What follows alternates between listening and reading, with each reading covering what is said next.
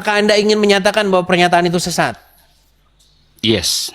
Iya. Oke, baik. Artinya Anda sudah membaca Alkitab ya? Iya. Kalau kita baca di Kisah Para Rasul 10 ayat 25-26 yang berkata demikian. Ketika Petrus masuk, maka Cornelius dan menyebutnya. Ia sujud, sebentar ya Bang, mati. Oke, silakan. Ia sujud di depan kakinya dan menyembah dia. Tetapi Petrus mencegahnya, katanya, bangunlah, aku ini hanya manusia biasa, Bang. Ayat yang ke-26, Wahyu 19 ayat 10, lalu aku tersungkur di depan kakinya menyembah dia. Tetapi ia berkata kepadaku, jangan, aku ini hamba sama dengan engkau dan saudara-saudaramu yang memiliki kesaksian Yesus sembahlah Allah, gitu loh Bang. Baik. Bagaimana itu kalau menurut Baik. Abang, kalau misalnya Abang bilang tadi menyembah Yesus boleh gitu? Baik. Baik, Bang. Yang barusan Anda baca itu adalah penolakan dari seseorang yang dia itu disembah. Ya. Oke. Ada seseorang yang sedang disembah di situ, dia sujud tersungkur menyembah, tapi dia menolak itu karena dia merasa tidak pantas menerima itu. Oke? Betul tidak itu kesimpulan dari yang kita baca?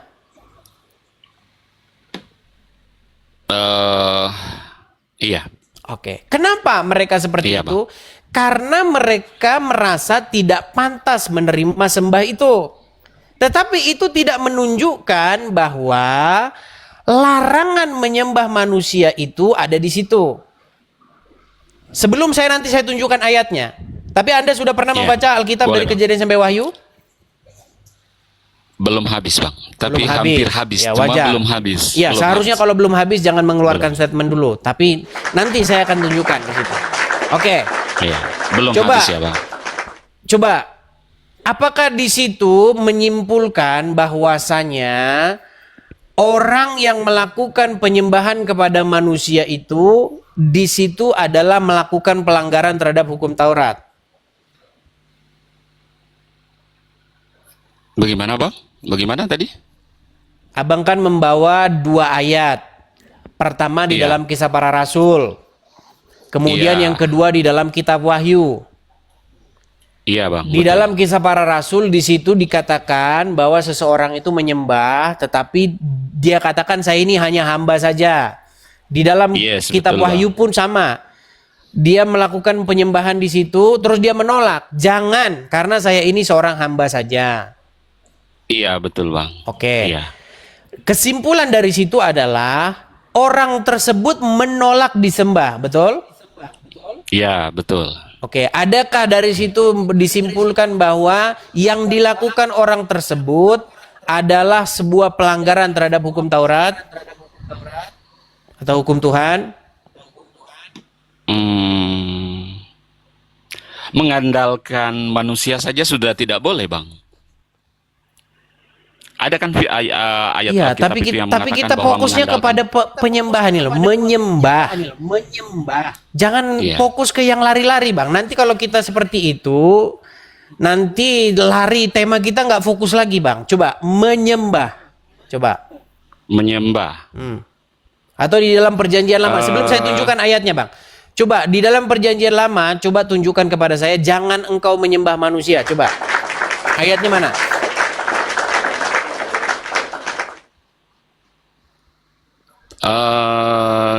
Saya nggak pernah nemu sih Bang. Kalau seperti Abang bilang itu nggak ada memang. Oke. Saya akan tunjukkan satu ayat ya Bang ya, supaya banyak ayat sebenarnya Bang. Oke, ada Alkitab di situ Bang? Ada. Oke, coba dibuka 2 Samuel 9. Aplikasi yang.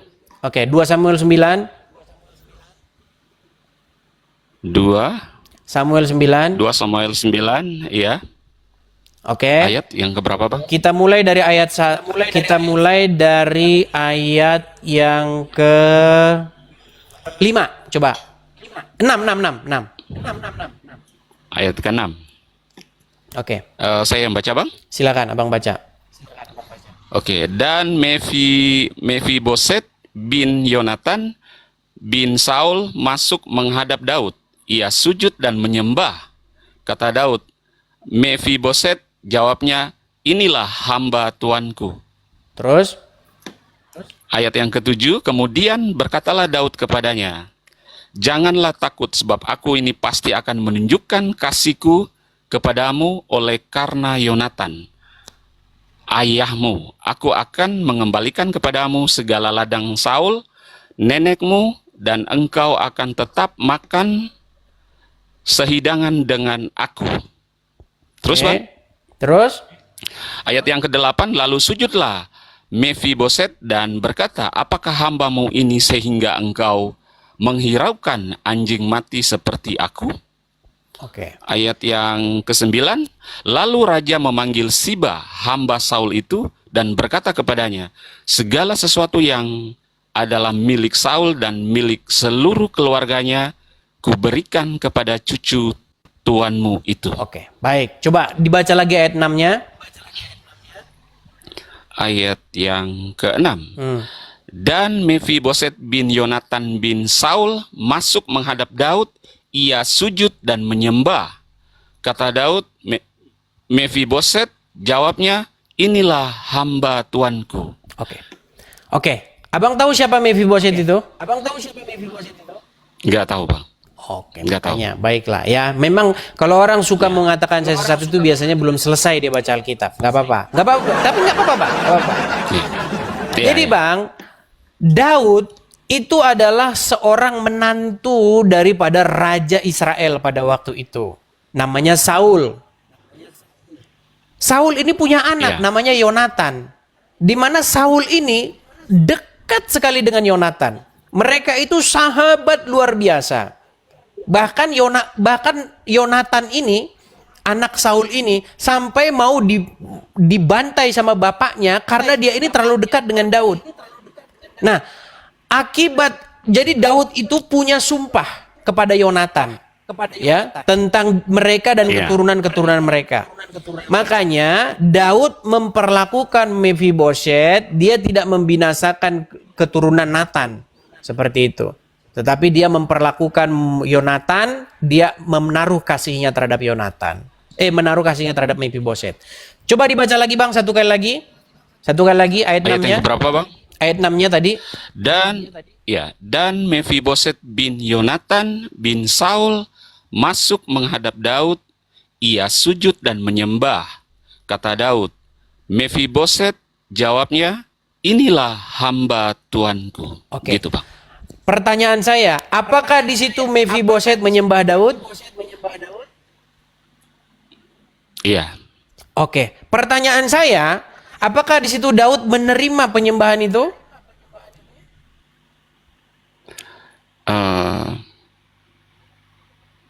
Iya, Bang. Ya, jadi begini Bang.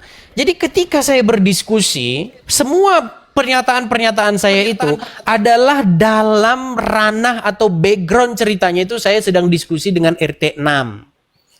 Di mana RT 6 itu baru naik biasanya begini, mengapa kau sembah manusia? Loh, di dalam Alkitab, apalagi ketika kalian membaca budaya yang ada di dalam Alkitab ini, memang biasa, seperti itu biasa. Sekarang, kita ganti lagi. Coba. Kita buka lagi. Bentar ya Bang ya, ada Alkitab di situ ya Bang ya. Iya. Ada, Bang. Oke, saya buka. Coba buka Kejadian. Iya. Ayat berapa, Bang? Bentar. Kejadian pasal yang ke-23. Iya.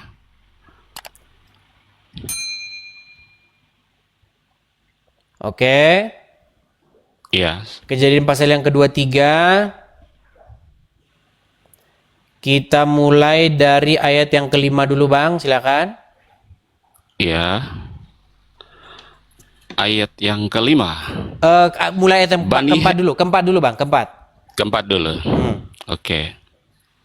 Ini perkataan Abraham ya kepada Bani Het ya, silakan. Ya. Aku ini orang asing dan pendatang di antara kamu. Berikanlah kiranya kuburan milik kepadaku di tanah kamu ini, supaya kiranya aku dapat mengantarkan dan menguburkan istriku yang mati itu. Terus? Ayat yang kelima, Bani Het menjawab Abraham. Terus yang keenam, Bang. Ya. Dengarlah kepada kami, Tuanku. Tuanku ini seorang raja agung di tengah-tengah kami. Jadi kuburkanlah istrimu yang mati itu dalam kuburan kami yang terpilih. Tidak akan ada seorang pun dari kami yang menolak menyediakan kuburannya bagimu untuk menguburkan istrimu yang mati itu. Oke, ayat 7-nya. Ayat ketujuh. Kemudian bangunlah Abraham, lalu sujud kepada Bani Het, penduduk negeri itu. Baik. Di sini jelas ya. Lalu bangunlah Abraham, kemudian bangunlah Abraham dan sujud kepada Bani Het, Sujud penduduk kepada negeri itu. Bani Het, penduduk negeri itu. Ya. Ya. Jadi Bang, Alkitab kita ini Bang, itu memang dipenuhi bahasa-bahasa. Pak, saya memang memaklumi kenapa Zuma, Uncu PI, mereka itu protes. Karena banyak di sini memang istilah-istilah yang berasal dari Arab begitu. Dan ketika berbau Arab, mereka langsung menyimpulkan ini istilah-istilah Islam ini ada di sini begitu. Jadi sujud itu bahasa Arab, Bang. Bahasa Indonesia tidak di dalam kamus bahasa Indonesia asli tidak ada kata sujud. Sujud itu bahasa Arab yang kita serap ke dalam bahasa Indonesia. Jadi kata sujud itu maksudnya menyembah, itu sama itu. Iya. Nah, sebenarnya Bang, di dalam Alkitab itu memang akan kita temukan pola-pola seperti itu. Bahkan ya Bang ya, bahkan di budaya kita Indonesia, kalau Abang, saya nggak tahu Abang apakah orang Batak atau apa, ada Bang namanya tari marsomba. Sembah itu Bang, tari sembah. Asal saya dari Lampung Bang, ada namanya tari sembah. Tari sembah itu digunakan untuk menyambut pembesar. Misalnya ada bupati, gubernur, raja datang, maka mereka akan mengadakan tari sembah, menyembah. Nah di dalam Alkitab Bang, tidak pernah ada larangan penyembahan kepada manusia, itu nggak pernah ada larangan. Tapi orang menolak disembah itu ada. Seperti yang baru Abang kutipkan itu. Karena apa? Iya. Dia merasa tidak pantas menerima itu. Seperti itu. Nah di dalam Alkitab Bang, kalau kita baca Injil, tokoh atau sosok Yesus itu adalah tokoh besar dan berpengaruh. Makanya ketika Yesus berjalan, orang datang menyembah. Ya kan? Karena apa? Iya. Karena mengetahui bahwa Yesus adalah Raja Sang Mesias yang akan datang itu. Seperti itu Bang. Nah yang sesat, yang dilarang di dalam Alkitab adalah ketika kita membungkukkan diri sujud menyembah kepada berhala ataupun ilah lain. Seperti itu. Itu yang dilarang dalam Alkitab Bang. Jadi kita harus benar-benar ngerti seperti itu. Nah, pada waktu itu datanglah seorang saudara dari RT 6 berkata, "Loh, kalau begitu bagaimana? Berarti boleh menyembah manusia?" Loh, di dalam tapi nanti kepada mereka saja langsung. Saya tunjukkan ayatnya. Bahkan itu Allah memerintahkan. Ya, bahkan para malaikat disuruh nyembah Adam, disuruh sujud kepada Adam. Begitu. Ada itu ayatnya. Sujudlah kamu. Sujud itu kan bahasa Arab. Nah, sujud ini kalau kita terjemahkan ya menyembah. Begitu. Tapi pengertian di sini Bang, menyembah itu maksudnya bukan menjadi sebagai Tuhan kan Bang, hanya mungkin kayak menghormati, mungkin begitu Bang, atau bagaimana? Nah, inilah Ya, makanya kan, saya bilang di bukan sini. menjadi ya. Baik. Ya. Jadi Bang, bahasa-bahasa di dalam Alkitab itu atau bahasa-bahasa di dalam agama ini sering dikutip oleh orang awam lalu menjadi kesalahan umum, kesalahan yang sudah berakar, berurat. Contoh, mau kemana? Mau ke gereja. Mau ngapain? Nyembah Tuhan. Kamu nyembah Tuhan berapa kali sehari? Nyembah begini. Jadi begini Bang, di dalam Alkitab kita itu penyembahan itu identik dengan yang namanya perbaktian, berbakti. Jadi ada dua kata Bang yang membedakan. Ada kata sakah. Sakah itu yaitu tadi melakukan gerakan badan. Artinya membungkukkan badan kita atau memposisikan badan kita itu dalam posisi takluk atau posisi menyembah. Itu menunjukkan bahwa kita menunjukkan kekalahan kita kepada dia, menunjukkan bahwa kita ini mengikuti dia, begitu. Kemudian yang kedua, ada namanya avodah. Begitu. Ada sakah itu maksudnya melakukan gerakan badan, artinya menyembah. Iya. Kemudian ada avodah. Nah, avodah ini Bang yang dimaksud dalam Alkitab tuh avodah. Jadi ketika Anda bertanya, oh ini kan menyembah dalam pengertian menunjukkan bahwa dia itu menunjukkan rasa respect, rasa hormat. Betul, yang Abang bilang itu betul. Hormat, betul. Ya. Betul ya. Nah, ya. cuman orang bukan menjadi sebagai Tuhan gitu kan, Bang? Iya, cuman banyak orang menyalahpahami di sini, Bang. Yang dibahas di dalam Alkitab itu adalah avodah. Avodah itu maksudnya bekerja, berbakti. Yes, iya Bang. Biasanya kata ini sering ditempel, jangan engkau sujud dan berbakti kepadanya. Seperti itu. Cuman dalam terjemahan-terjemahan udah sujud dibikin menyembah. Jangan engkau sujud dan menyembah. Ya sujud ya menyembah itu. Makanya Bang, di dalam Alkitab kita ini, Alkitab terjemahan LAI ini belum betul-betul sempurna penerjemahannya. Masih banyak kata-kata yang dia itu tidak tepat. Jangan engkau sujud dan menyembah. Ya sujud ya menyembah itu. Maksudnya jangan engkau menyembah dan berbakti kepadanya. Seperti itu. Itu yang dilarang. Nah jadi kita Bang, kita ini orang Kristen disuruh untuk beravodah, untuk berbakti. Apa itu berbakti? Melakukan pekerjaan yang disuruhkan kepada kita. Gitu. Nah cuman kata berbakti ini yang diterjemahkan dalam Alkitab sebagai beribadah itu sudah disalah kaprahi oleh orang. Makanya ngapain ke gereja? Ibadah. Pulang dari gereja artinya nggak ibadah. Ini juga pernyataan yang salah. Jadi berbakti itu Bang atau beribadah itu dilakukan dalam 24 jam sehari. Kapan kita harus berbakti? Kapan kita harus beribadah kepada Tuhan Yesus? Setiap hari dan setiap detik. Begitu. Dalam setiap detik, dalam 24 jam 7 hari, kita melakukan pekerjaan yang diperintahkan kepada kita untuk kita lakukan. Itulah berbakti. Cuman di tengah-tengah masyarakat berbakti atau beribadah itu artinya pergi ke gereja atau pergi ke masjid. Hari ini kita mau beribadah. Loh berarti kemarin tidak beribadah. Gitu Bang. Jadi ada kesalahan-kesalahan yang sudah berakar di tengah-tengah masyarakat. Sekali lagi Bang ya, saya katakan avodah. Itu artinya bekerja. Dari kata abdi, pengabdian. Kata itu muncul pertama kali di dalam kitab Kejadian. Ketika Tuhan menempatkan manusia itu ke taman. Jadi kemudian Tuhan menempatkan manusia itu ke suatu taman di Eden untuk mengusahakan taman itu. Nah, kata mengusahakan itu bahasa Ibraninya adalah avodah. Ya. Gitu. Kata itu identik dengan pekerjaan, identik dengan abdi atau hamba. Seperti itu. Jadi kapan kita harus melakukan pekerjaan itu? Kapan kita harus melakukan pekerjaan pengabdian itu? Dalam 24 jam. Seperti itu. Itu Bang ya, mau ngerti paham sekarang ya? Ya. Ya, paham. Ya. Nah, ada sekarang lagi, Bang, satu lagi Bang. Oke, silakan.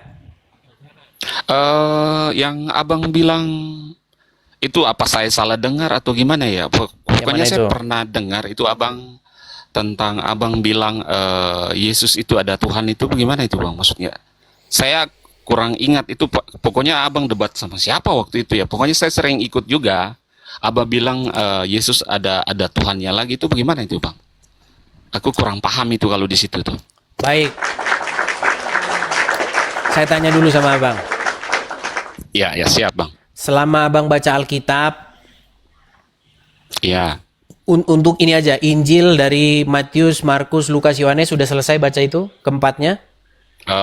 Ya habis itu bang. Kalau Sudah itu selesai? habis bang, saya baca. Oke, Ya, saya mau 4 tanya Injil dulu. itu ya. Saya mau tanya dulu sama abang. Ya siap bang. Ketika Anda membaca Injil Matius, Markus, Lukas, Yohanes, ketika Anda bertemu Ya. dengan tokoh di situ yang bernama Yesus Tuhan kita, Ya. apakah dia seorang ateis? Tidak. Apakah dia berdoa? Iya. Apakah dia melakukan puji-pujian bersama dengan murid-murid?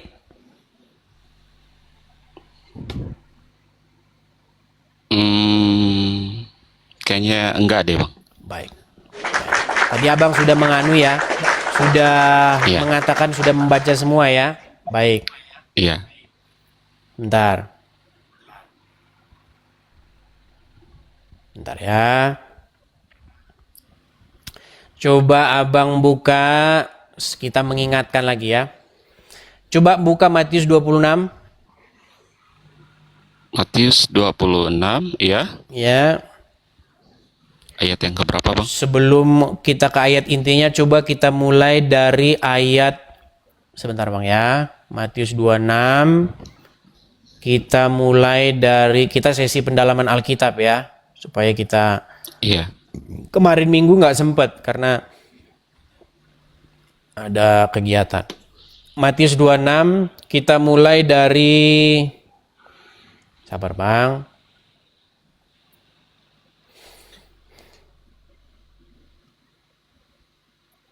Sebelum 30 bang, coba. Sebelum 30. Oke, kita mulai 29, dari, ya 29. kita mulai dari, sebentar bang. Kita mulai dari,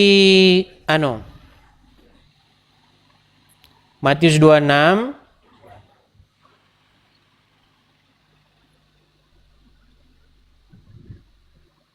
Kita mulai dari 29 coba bang. 29, baik. Ya. Ini Tuhan Yesus sendiri yang berkata ya bang ya?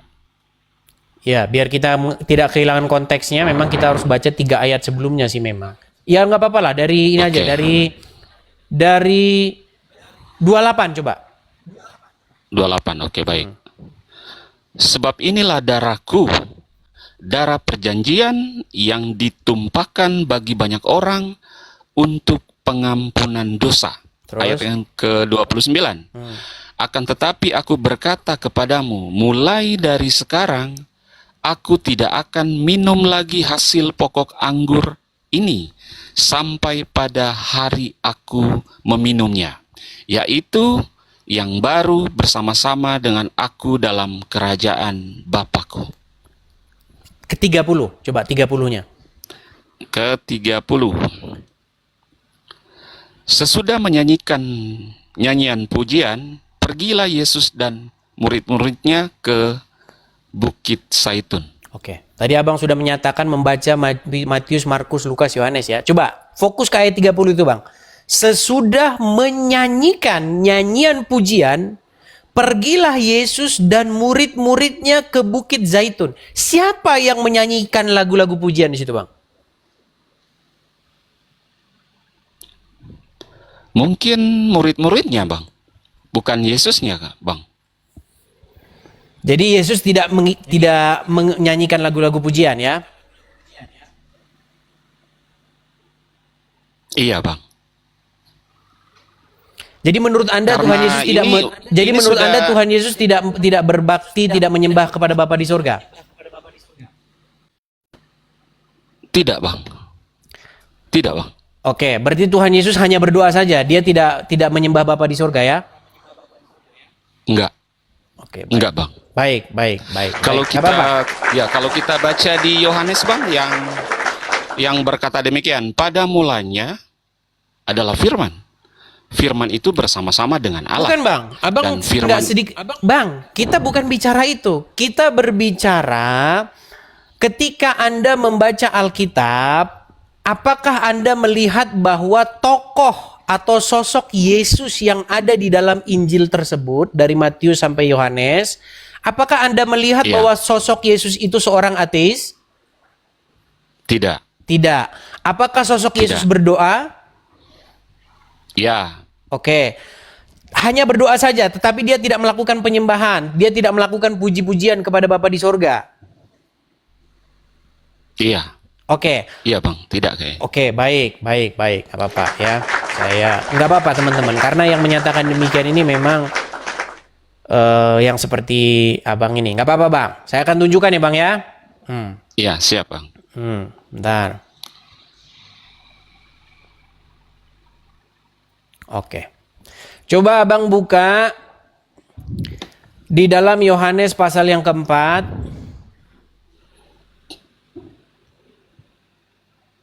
Yohanes pasal yang keempat, Ya, ayat yang keberapa, Bang? ayat yang coba kita mulai dari 21. Ke-21. Kata Yesus kepadanya, percayalah kepadaku, hai perempuan, saatnya akan tiba bahwa aku akan menyembah Bapa bukan di Bang, gunung tak ini. salah Bang ayatnya. dan Coba bukan- dibaca lagi yang benar. Itu Yohanes Yesus 4 ayat berbicara dengan 21 siapa, kan? Bang? Seorang perempuan, Bang. Oke, perempuan Samaria, betul? Iya. Oke, silakan dibaca lagi. Ayat yang ke-21 kan, Bang, ya? Ayat yang ke 21 kan? Bentar. Kita mulai dari 21, tapi nanti intinya di 22. Oke. Oke, siap, Bang. Kata Yesus kepadanya, percayalah kepadaku, hai perempuan, saatnya akan tiba bahwa kamu akan menyembah Bapa bukan di gunung ini dan bukan juga di Yerusalem. Ayat yang ke-22, kamu menyembah apa yang tidak kamu kenal. Kami menyembah yang kami kenal, sebab keselamatan datang dari bangsa Yahudi. Oke, siapa Gitu, yang Bang. berbicara di situ, Bang? Yesus. Oke. Apa kata Tuhan Yesus di ayat 22-nya? Kamu menyembah apa yang tidak kamu kenal. Kami, siapa Ya. di situ kami? Kami mungkin bersama muridnya mungkin, Bang. Oke. Yesus Kami bersama menyembah. Kami Iya, kami menyembah apa yang menyembah. kami kenal. Iya, yang kami kenal. Oke, siapa di situ kami, Bang? Sebab keselamatan. Yesus. Jadi di situ menyembah nggak? Yesus bersama muridnya mungkin, Bang, seperti itu. Oke, jadi Yesus tidak menyembah di situ ya.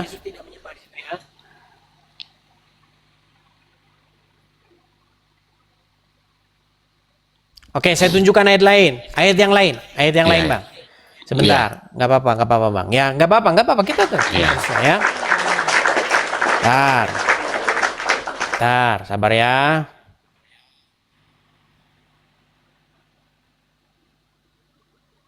Bentar.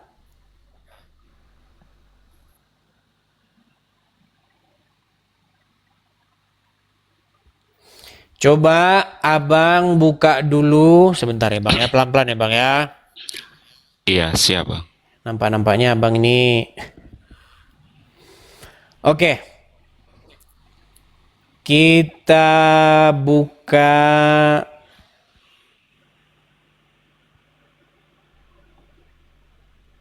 Matius 26. Matius 26 ayat yang keberapa, Bang? Ayat yang sebelum ke 39 kita mulai dulu ayat yang ke 38, Bang. Oke, siap. Lalu katanya kepada mereka, Kata siapa itu, Bang? hatiku sangat Yesus. Oke, terus Ya. Lalu katanya kepada mereka, hatiku sangat sedih seperti mau mati rasanya. Tinggallah di sini dan berjaga-jagalah dengan aku. Terus? Ayat yang ke-39, maka ia maju sedikit, lalu sujud dan berdoa katanya, Ya Bapakku, jikalau sekiranya mungkin, biarlah cawan ini lalu daripadaku, tetapi janganlah seperti yang ku kehendaki, melainkan seperti yang engkau kehendaki. Oke. Apakah di situ Tuhan Yesus di situ melakukan sujud? Iya, Bang. Kepada siapa dia sujud? Kepada Bapa. Oke. Sujud itu kan bahasa Arab, Bang, betul? Iya. Kalau bahasa Indonesianya Iya. menyembah, betul? Iya. Oke. Jadi gimana, Bang? Apakah Yesus menyembah Bapa di sorga? Iya. Iya. Mungkin saya bacanya gini, Bang, ya. Mungkin karena cepat-cepat kali ya. Maksudnya enggak Ya, nggak jadi begini, Bang. dipahami banget Saya kasih gitu, tahu Bang, ya. begini. Iya. Jadi ini yang mau saya kasih tahu sama teman-teman sekalian. Kalau kita belum membaca Alkitab, itu janganlah kita itu menghakimi sesuatu. Bahkan kita membaca Alkitab saja, kita harus memeriksa dengan cermat statement-statement atau pernyataan-pernyataan tentang Alkitab. Apakah dia itu biblikal atau tidak? Begitu, Bang. Jadi pertama-tama yang terjadi, yang saya lihat di tengah-tengah masyarakat tuh begini, Bang. Argumen-argumen dari orang-orang Kristen yang awam itu adalah argumen-argumen traumatik. Maksudnya gimana argumen traumatik? Gini. Iya. Pengalaman saya selama 13 tahun melihat perdebatan gini. Ada orang-orang, baik itu yang Islam yang awam dan Kristen yang awam, berdiskusi. Jadi orang Islam awam bilang begini, kenapa kamu menyembah manusia? Iya.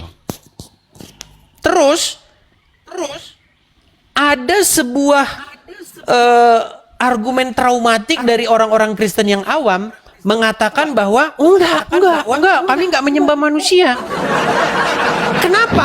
Kenapa argumen traumatik itu keluar? Karena kalau dia mengiyakan tuduhan dari saudara-saudara yang muslim, seolah-olah pernyataan dari orang-orang Islam itu menjadi benar dan itu membenarkan agamanya. Jadi yang keluar itu bukan argumen Alkitab, tetapi argumen bagaimana caranya biar beda dengan Islam. Padahal itu bukan diskusi yang sehat. Diskusi yang sehat itu kita mengeluarkan statement-statement yang biblikal. Ketika kita mengeluarkan statement-statement yang biblikal, itu tidak membuktikan bahwa Islam itu jadi benar. Contoh yang kedua tadi. Saya melihat, Bang, perdebatan antara Islam dan Kristen. Yang Islam, Bang, setengah mati mereka mengatakan, Oten, Yesus itu berdoa. Yesus itu berbakti, menyembah Bapa di surga. Nah, karena Islam yang ngomong, maka orang Kristen itu berusaha secara naluriah untuk membantahnya. Dia secara naluri itu pengen bantah karena ini pernyataan dari orang Islam. Makanya argumen yang saya lihat itu bukan argumen yang biblikal, tetapi argumen traumatik kepada orang Islam. Bukan itu. Pengajaran itu bukan begitu. Mentang-mentang Islam ngomong begini berarti harus kita beda. Bukan begitu. Maksud saya begini. Dengan mengatakan bahwa Tuhan Yesus berbakti kepada Bapa di sorga, beribadah kepada Bapa di sorga, menyembah, berdoa kepada Bapa di sorga, itu sama sekali tidak membuktikan bahwa Islam itu benar. Begitu loh. Dengan menyatakan bahwa di dalam Alkitab ada penyembahan kepada manusia, itu tidak membuktikan bahwa Islam itu benar. Nah, yang saya lihat orang-orang awam yang tidak pernah membaca Alkitab ataupun membaca Alkitab tapi luput, ya, itu adalah orang-orang yang mengeluarkan argumen trauma dengan pernyataan Islam. Pokoknya kalau Islam ngomong A, kita harus bantah. Islam ngomong B, pokoknya harus bantah semua omongan Islam. Bukan begitu diskusi. Itu diskusi. Seperti itu. Jadi Bang, kalau kita membaca Alkitab, di dalam Alkitab kita, Tuhan Yesus itu adalah orang yang berdoa. Dia adalah manusia. Dan di tengah-tengah masyarakat Yahudi itu, ketika Yesus lewat, itu orang-orang itu datang dan menyembah kepada dia.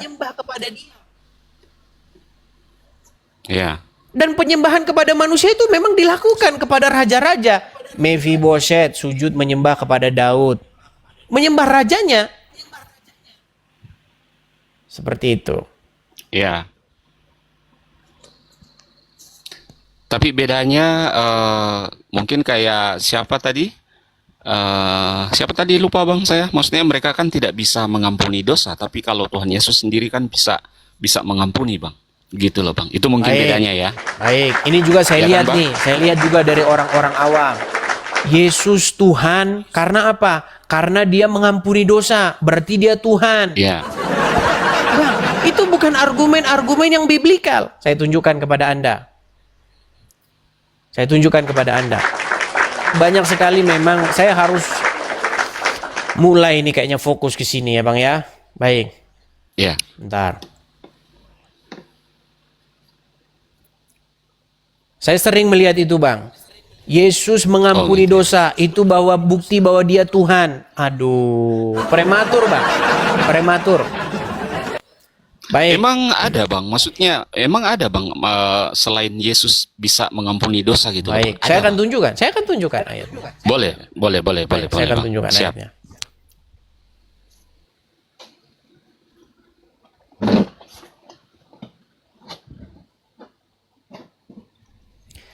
Coba buka Injil Yohanes pasal yang ke-20. Kita mulai dari 21 sampai 23 coba. Yohanes 20 ayat 21 ya Bang ya. Ya.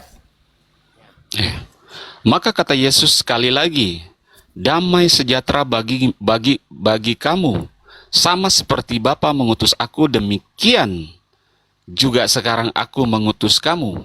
Dan sesudah ayat yang ke-22, dan sesudah berkata demikian, ia menghembus.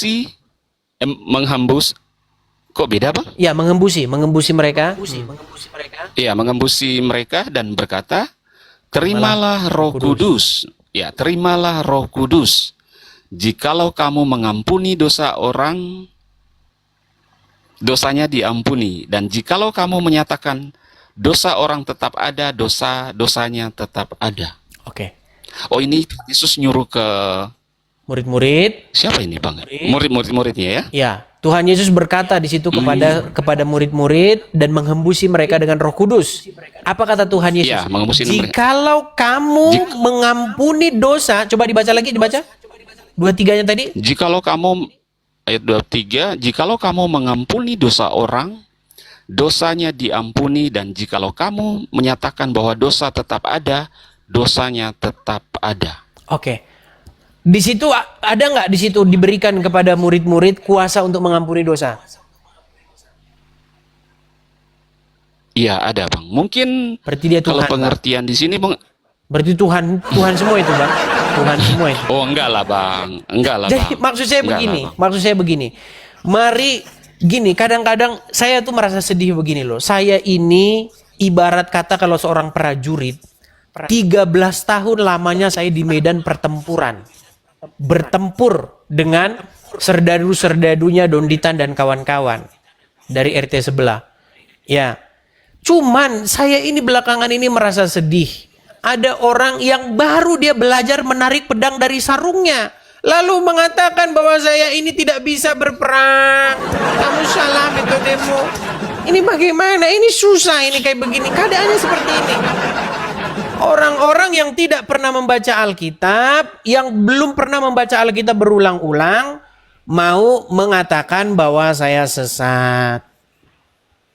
Seperti Enggak itu. sih Bang, kalau menghakimi Bang Edi seperti itu kan, saya sih enggak, cuman agak mungkin karena saya kurang paham aja Bang. Tapi kalau untuk menghakimi, bilang Abang misalnya sesat itu kayaknya nggak berani saya Bang ngomong seperti itu. Cuman merasa agak aneh aja gitu loh Bang. Makanya saya naik dan bertanya gitu Baik, loh Bang. baik. Tapi kalau Jadi, mengatakan untuk Abang, oh silakan, silakan selesaikan dulu. ya kalau saya mengatakan Abang sesat atau bagaimana tidak Bang, saya tidak berani itu. Ya. Tadi di awal iya Bang, karena menyatakan bahwa di dalam Alkitab di dalam Alkitab menyembah manusia itu sesat katanya Bang. Berarti Daud dan Mephiboset ini mereka ini melakukan ritual kesesatan ini Bang. Mephiboset menyembah Daud, Daud menerima penyembahan itu. Dua-duanya ini sesat ini Bang, nih dua-duanya ini. Seperti itu Bang. Ya, jadi itu yang saya maksudkan. Jadi Iya. kita ini ngerti dulu lah dengan posisi kita seperti itu. Apakah Anda benar-benar sudah membaca Alkitab? Kalau belum, ya dibaca dulu seperti itu. Jadi seperti yang saya ingatkan Bang, ada pernyataan-pernyataan saya itu memang yang dia itu tidak biasa. Ingat, pernyataan-pernyataan saya itu tidak biasa di tengah-tengah jemaat. Sehingga jemaat yang selama ini cuman datang ke gereja, duduk dengar firman Tuhan, berkat, amin. Artinya mereka kaget. Karena apa? Karena yang didengar ini dunia apologetika Bang. Kalau di dalam dunia biasa Bang, maksudnya kita ke gereja apa, nggak ada masalah Bang, nggak ada problem. Begitu Bang. Makanya ketika mereka mendengar statement-statement saya yang semua backgroundnya itu dalam sebuah perdebatan, mereka itu merasa aneh begitu. Saya bilang Yesus punya Tuhan, aneh mereka. Yesus kan Tuhan, kok punya Tuhan? Kok Tuhan punya Tuhan? Ini aneh. Dia kan Tuhan itu sendiri. Masa dia punya Tuhan lagi? Loh dia kan Tuhan, masa dia berdoa? Begitu gimana? Loh dia kan Tuhan. Jadi Bang, ini yang tidak dijelaskan oleh banyak hamba-hamba Tuhan di gereja, Bang. Seperti itu. Jadi Ya, ketika itulah, mendengar Bang. hal semacam itu terkaget-kaget. Iya. Begitu, bahkan sekarang ini Bang, ada paham yang namanya bukan sekarang, sebenarnya dari sejak lama, yang disebut dengan paham modalisme atau oneness. Itu dianut oleh seperti Malikil. Kalau Malikil dia ngaku, dia jujur, dia oneness, begitu. Artinya tidak ada Tuhan selain daripada Yesus. Begitu. Bapa di surga itu bukan Tuhan. Bapa di surga itu ya Yesus itu sendiri. Gitu. Terus ada juga orang-orang yang mulutnya berkata Tritunggal, tetapi pemahamannya modalisme atau oneness. Contohnya siapa? Contohnya Rudi Iskariot. Karena kalau Rudi Iskariot itu pahamnya itu begini. Sang debater sama Rudi itu adalah sosok yang sama. Gitu. Jadi dua orang itu bisa saling ngobrol. Jadi Yesus itu ngobrol sama dirinya sendiri. Jadi sebenarnya oneness juga. Rudi itu sebenarnya oneness juga. Begitu. Dia mengumpamakan Bapa dengan Yesus itu diumpamakan seperti Rudi Yohanes dan sang debater. Karena dua-duanya itu orang yang sama sebenarnya. Begitu. Jadi Rudi berbicara kepada sang debater. Sang debater nih ya. Wahai Rudi, yaitu aku sendiri. Bukanlah kehendakku yang terjadi, yaitu kehendakmu sendiri. Paham modalisme seperti itu. Jadi banyak orang, banyak orang itu latah. Ini bukan hanya terjadi di orang-orang yang sering berdebat dengan saya, Bang. Saya tahun lalu sering berdebat dengan RT 6. Sekalipun saya mengkritik mereka habis-habisan, Bang, ya, sekalipun saya itu harus tetap objektif bahwa itu terjadi juga di tengah-tengah kekristenan. Terjadi, Bang. Banyak orang itu latah saja beragama. Tritunggal. Edis tidak Tritunggal. Edis tidak Tritunggal neraka, Tritunggal masuk surga. Apa Tritunggal itu? Coba. Banyak orang nggak ngerti Tritunggal itu apa. Siapa yang merumuskan ini siapa? Ditanya siapa yang merumuskan, plonga-plongo. Yang merumuskan Tritunggal itu, kata Tritunggal itu, yang merumuskan hipostasis union itu, ya, tres persona una substantia itu namanya Tertullian. Coba yang ngaku-ngaku Tritunggal itu tahu nggak dia siapa Tertullian? Nggak tahu mereka, nggak tahu. Gitu. Jadi banyak Oke, Bang. orang Ini hanya terakhir. ikut-ikutan saja, Bang. Yang merumuskan Ya, Bang, aku terakhir, Bang. yang merumuskan konsep tres persona una substantia, tiga person, tiga pribadi satu substansi, itu namanya Tertullian. Bapak gereja namanya Tertullianus. Nah, Tertullianus sendiri yang menggagas atau merumuskan konsep itu sudah meninggalkan konsep yang dibuatnya itu sendiri. Tapi banyak orang nggak tahu itu, nggak tahu mereka, nggak ngerti mereka itu. Makanya ketika seseorang menjelaskan Tritunggal, Anda itu menjelaskan apa? Kalau Tritunggal versi Alkitab, saya terima. Tritunggal versi Alkitab, Tritunggal yang biblikal itu adalah Bapa, Putra, dan Roh Kudus. Ya, yang ketiganya kita percaya. Kita dalam pengakuan iman rasuli, aku percaya kepada Bapa, Khalik langit dan bumi. Aku percaya kepada Yesus, aku percaya kepada Roh Kudus. Itu Tritunggal yang Alkitabiah. Tritunggal yang tidak Alkitabiah adalah Tritunggal yang sudah dijelaskan oleh orang-orang awam. Orang-orang yang mulutnya latah ngomong Tritunggal. Nggak ngerti apa dia gitu loh. Seperti itu. Bahkan Tertullian yang merumuskan Tritunggal versinya sendiri itu meninggalkannya. Dia sendiri meninggalkan konsep yang digarapnya itu. Begitu. Jadi Tritunggal yang benar itu adalah Tritunggal yang biblikal, yaitu Bapa, Putra, dan Roh Kudus. Jangan ditambah-tambahi embel-embel, seolah-olah kita sudah pernah tahu. Alkitab sudah mengatakan, Bang, tidak seorang pun mengenal anak selain daripada Bapa, dan tidak seorang pun mengenal Bapa selain daripada anak, dan orang yang kepadanya anak itu berkenan menyatakannya. Jadi nggak usah kita sok tahu, sok mengenal anak. Ya, kita sudah pernah ke surga, ini substansinya begini, kemudian ini substansinya, hakikatnya begini, substansi begini, macam sudah pernah ke surga saja. Begitu, Bang. Kita nggak bahas hal-hal yang bersifat metafisik, kita tidak membahas hal-hal yang bersifat kosmik. Yang kita pahami adalah bahwa kita menerima, kita percaya kepada Bapa di sorga, kita percaya kepada Yesus Kristus, dan kita percaya kepada Roh Kudus. Begitu saja, Bang. Jangan ditambah-tambahi embel-embel.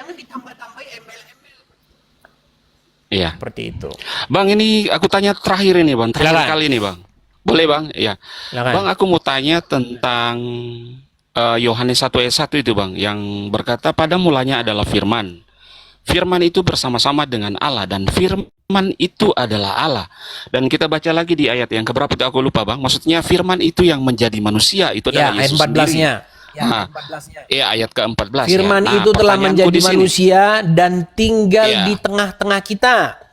Dan kita telah melihat kemuliaannya, yaitu kemuliaan yang dianugerahkan Bapa kepadanya sebagai anak tunggal Allah, penuh kasih karunia dan kebenaran. Jadi, Bang, dulu, zaman dahulu sebelum Tuhan Yesus datang ke dunia, firman itulah yang berbicara kepada Abraham, firman itulah yang berbicara kepada Musa, firman itulah yang berbicara kepada nabi-nabi. Jadi Tuhan itu punya hikmat, punya akal, dia punya logos dia. Nah, logos itulah yang berfirman. Logos itu, kehendak pikiran Tuhan itu yang datang kepada nabi-nabi. Berfirman, mengatakan bla bla. Nah, makanya di dalam perjanjian baru, firman itu datang menjadi manusia. Dan itu betul-betul manusia, Bang. Jadi sekarang ada orang Kristen, dia tidak mau menerima Yesus sebagai manusia. Pokoknya Yesus bukan manusia katanya. Contohnya Malikil itu. Dia tidak mau menerima Yesus sebagai manusia. Karena begini bang, makanya kemarin saya ada bikin satu video yang terakhir saya upload sebelum video ini. Itu kalau teman-teman mau nonton itu bagus sekali. Begini bang, ketika kita membaca Alkitab, kita itu harus, kalau abang pernah nonton acara apa itu yang di pagi-pagi, acara yang kartun itu, apa namanya? Apa namanya acara kartun itu yang pagi-pagi yang apa teman-teman coba teman-teman bisa ini nggak di kolom komentar? Kartun Kristen itu loh, satu-satunya film kartun Kristen yang masih ada sampai sekarang.